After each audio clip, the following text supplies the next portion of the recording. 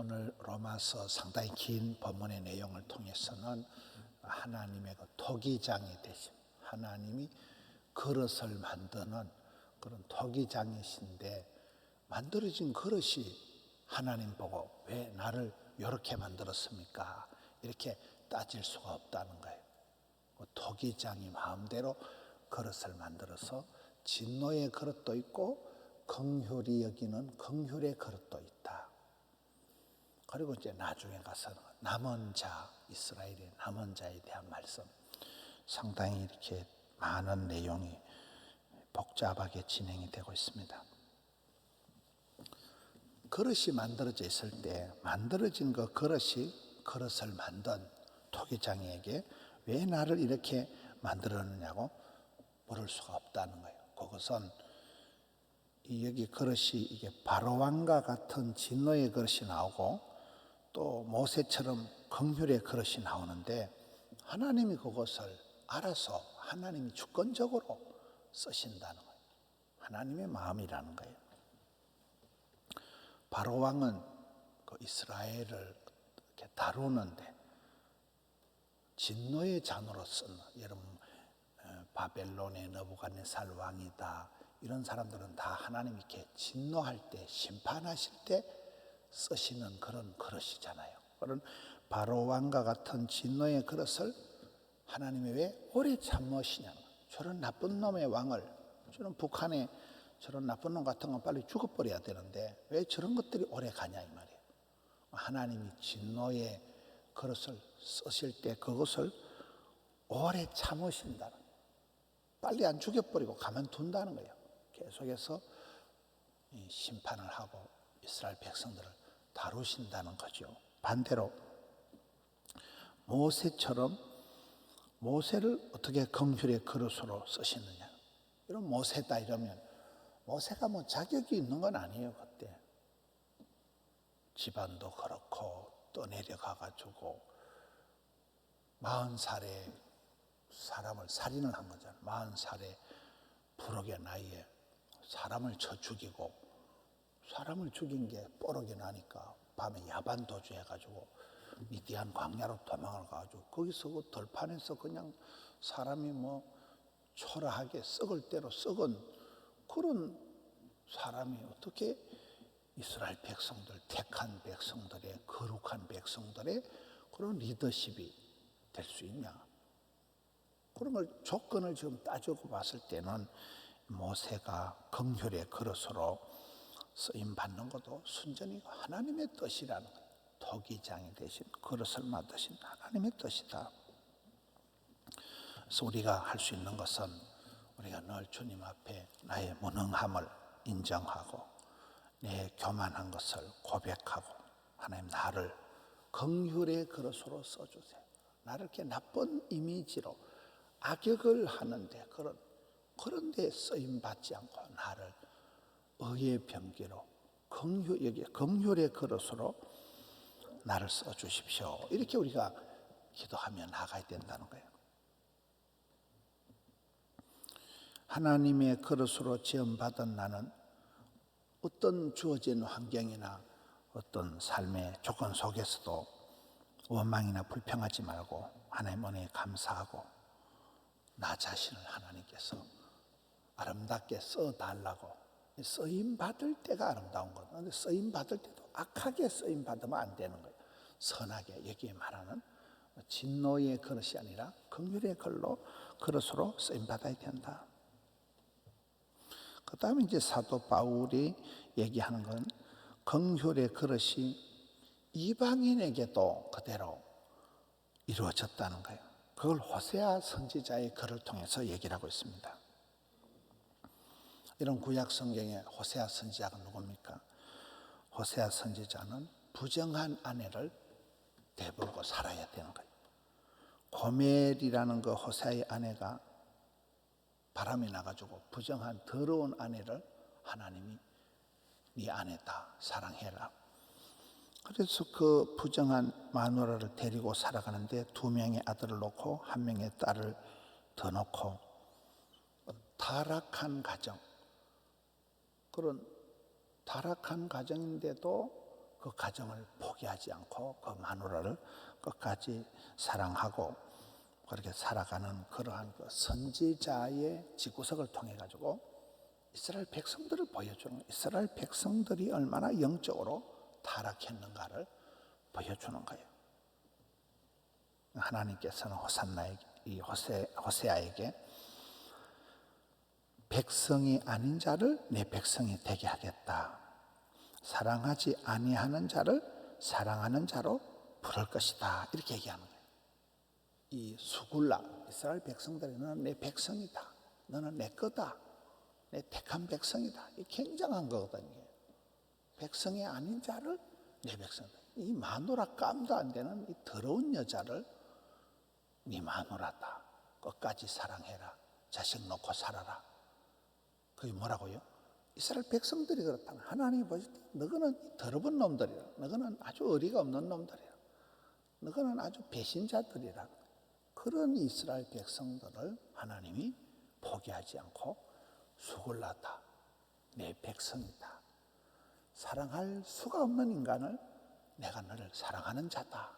굉장한 이 호세아 선지자를 통한 이 사랑의 메시지를 주시는 거죠. 하나님의 사랑은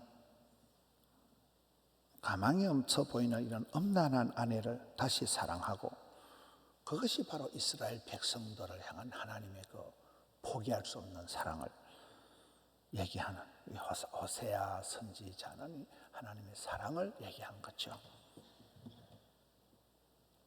하나님께서는 이 사랑을 긍휼히 여기는 긍휼히 그릇으로 쓰임받는 이 사랑은 오늘날 누구에게도 임한다는 거예요. 가망이 없어 보이는 이방인들. 우리는 이스라엘 백성 유대인들이 아니잖아요. 고넬료 이후로 이 복음이 이방인들께도 다 흘러넘쳐서 누구든지 가망이 없어 보이는 그런 인생도 긍휼의 그릇으로 택함받고 쓰임받는다. 우리가 이번에 사랑과 행복에 초대를 할 때도 그런 거예요.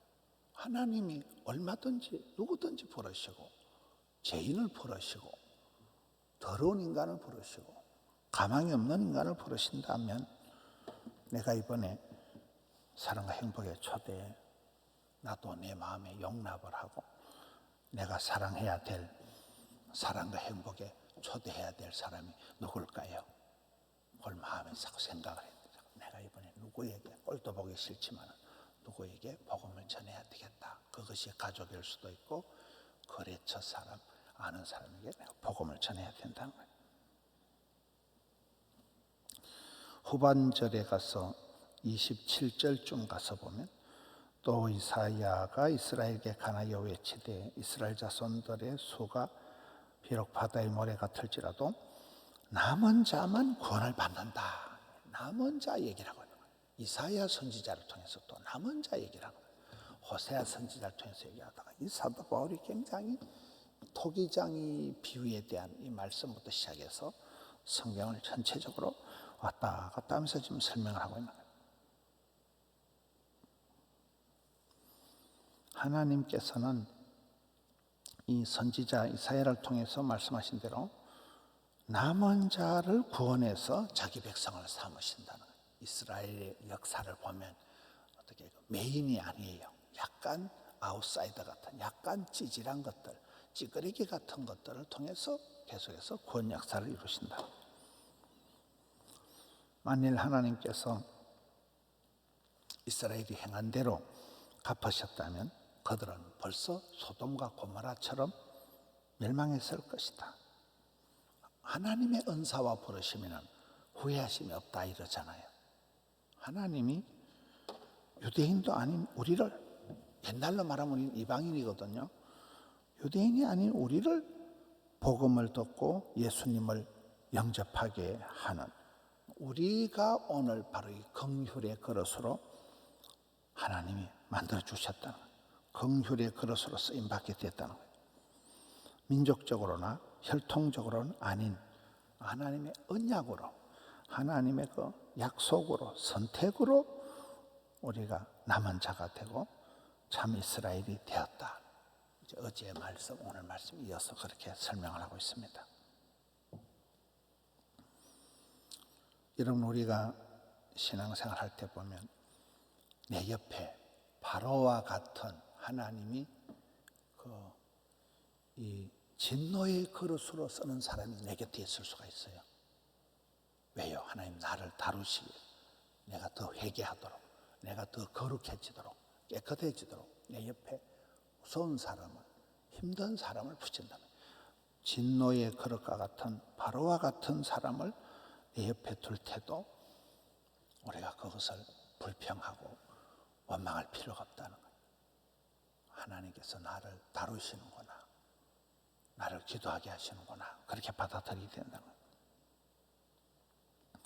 긍휼의 그릇으로 쓰임받고 하나님의 그 차별 없는 사랑에 힘입어서 우리도 남들을 용납하고 사랑하는 삶을, 호세아가 마치 그런 사랑할 수 없는 마누라를 대불고 평생을 살아갔듯이 하나님께서도 도무지 내 백성답지를 못한, 사랑할 대상이 아닌 의리가 부도가 난, 배신한 그런 이스라엘 백성들을 포기하지 않고 끝까지 사랑했듯이 하나님의 사랑의 원리를 이사야를 통해서, 또 여기 호세아를 통해서 계속 보여주는 거예요. 호세아 서서를 통해서는 사랑할 수 없는 인간을 사랑해 주듯이 우리도 그렇게 사랑의 대상이, 사랑의 반경이 넓어져야 된다.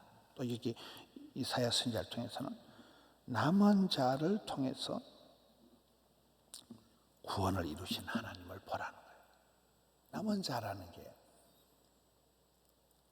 좋은 모습이 아니라니까요. 찌끄레기 같은 그런 형편없는 그런 인간을 통해서 하나님은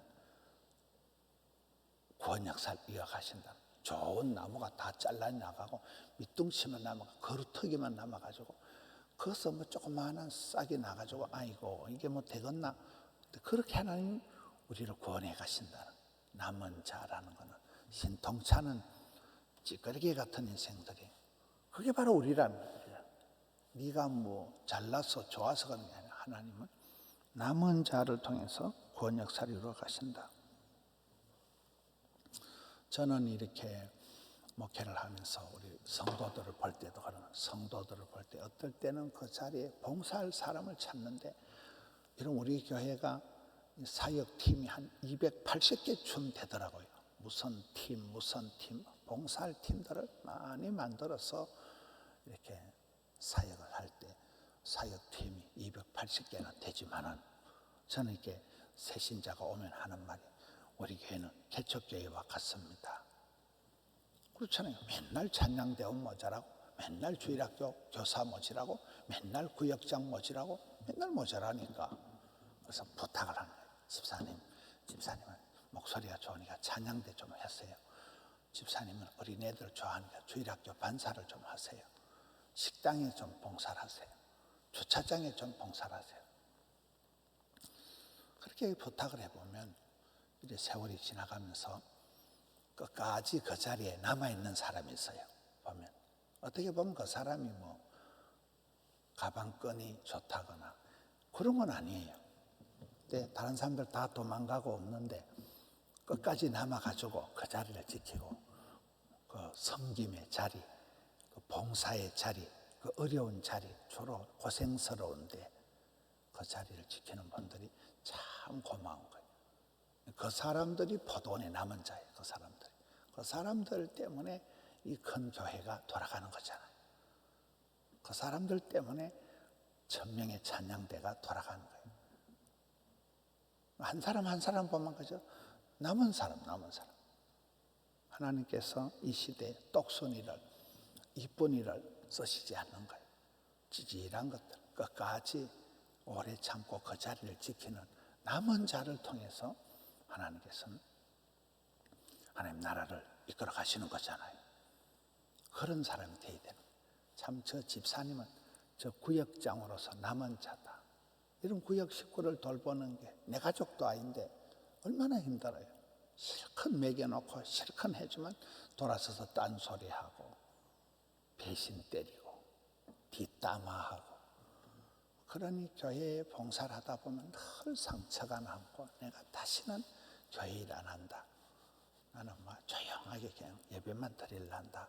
이렇게 되는 경우가 많거든요. 그럴 때도 제가 목회자로 봤을 때 참 저 사람은 남은 자다. 끝까지 그 자리 지키고 그분이 뭐 자질이 능력이 외모가 출중한 건 도무지 아니에요. 뭐 저런 사람이 뭐 찬양을 하나 뭐 저런 사람이 주일학교 선생님 하나 그럴 정도로 초라하고 좀 찌끄리기 같지만 그 중심이 하나님 보실 때 끝까지 그곳에 남아있는 거예요. 뭐 그런 말이 있잖아요. 9번 가지가 선산을 지킨다. 못생긴 나무가 산을 지킨다니까요. 잘생긴 나무는 남들이 다 뽑아가고 베어가고 못생긴 나무는 아무도 안 건드리니까 끝까지 의리를 지키고 산을 지키듯이 병든 자식이 효도한다. 미친놈이 곰 잡는다. 우리가 전도 잘하는 사람들 보면 약간 지정신이 아닌 사람들이 전도를 잘하는 거예요. 왜냐하면 정신 말짱하게 생각하면 전도 못해요. 내가 교회 오작하면 그 사람 교회 안 올 것 같아요. 내 얘기하면 잘못하면 미친년 소리 들을 것 같아요. 그러니까 전도 못해요. 그런데 약간 좀 모질리는 것들이 보면 한때나 가서 예수 믿으세요. 막 들이대니까 어느 날 보면 그 사람이 교회 와 있는 거예요. 그러니까 미친놈이 곰 잡는다니까요. 정신이 멀쩡한 건 산에 올라가지도 않아요. 미친놈 올라가서 막 토끼도 잡고 노루도 잡고 닥치는 대로 때리 잡는. 그게 우리가 남은 자라는 내 자신이 내가 무슨 뭐 자질이 뛰어나고 하나님 보실 때 전혀 사랑스러운 그릇이 아니라는 거예요. 그런데 또 하나님이 긍휼의 그릇으로 쓰시고 호세아와 같이 그 마누라가 저런 썩을년 저런 바람난 여자를 데려다가 놓고 또 바람나고 한 걸 또 돈 주고 사와가지고 또 살아가고 그게 호세아의 가정이잖아요. 호세아야 속 터지지? 내가 그렇다. 하나님께서 이스라엘 백성들을 볼 때 내가 속 터진다. 내가 저런 가치도 없는 것들, 사랑할 수도 없는 그런 부도난 것들을 사랑에 부도난 것들을 또 사다가 테텔라스타이 다 피로 값주고 사신 교회 딱 그런 거잖아요. 그 원리를 선지자들을 통해서 계속해서 호세아 선지자, 이사야 선지자, 예레미야 선지자, 토기장이 남은 자, 긍휼의 그릇 이렇게 보여주시는 거예요. 굉장히 이 사도 바울의 로마서가 어려워요. 우리가 그런 대상이란 우리도 그런 남은 자요. 긍휼의 그릇으로 쓰임받는 그 자체가 굉장한 우리의 은혜예요. 그 자체가 굉장한 복음이에요. 하나님이 나 같은 걸 끝까지 사랑해 주시고 좋게 선대해 주시는 좋은 그릇으로 쓰시는 게 너무나 황송한 거예요. 그래서 추석이 지나고 이제 더욱더 하나님 앞에 멋지게 쓰임받는 우리 성도님들 되시기를 축원합니다. 하나님 아버지 감사합니다. 각양의 자리에서 주님 손에 붙들려서 긍휼의 그릇으로 사랑의 그릇으로 남은 자로 잘 쓰임받게 하여 주시옵소서. 명절 끝에 성도들의 심령을 지키시고 출입을 붙드시고 오늘 또 주님 앞에 올려드린 덕천성전, 하명성전, 드림센터의 예배자들이 예배를 받으시고 정성을 받아 주시옵고 주여 이제 추석 이후에 하반절에 늦은 비에 복을 주셔서 주님 함께하여 주셔서 저희들도 사랑과 행복의 초대를 통하여 귀한 분들을 초대해서 예수 믿는 자 되게 하여 주시고 주님의 사랑받는 자로 변화의 주인공으로 살아갈 수 있도록 전도의 문을 열어주옵시고 생명들을 붙여주옵시고 주의 복음 전하는 저들 되게 하여 주시고 하나님 나라를 위하여 멋지게 쓰임받는 저들 삼아 주시옵소서. 감사를 드리옵고 예수님 이름으로 기도하옵나이다. 아멘.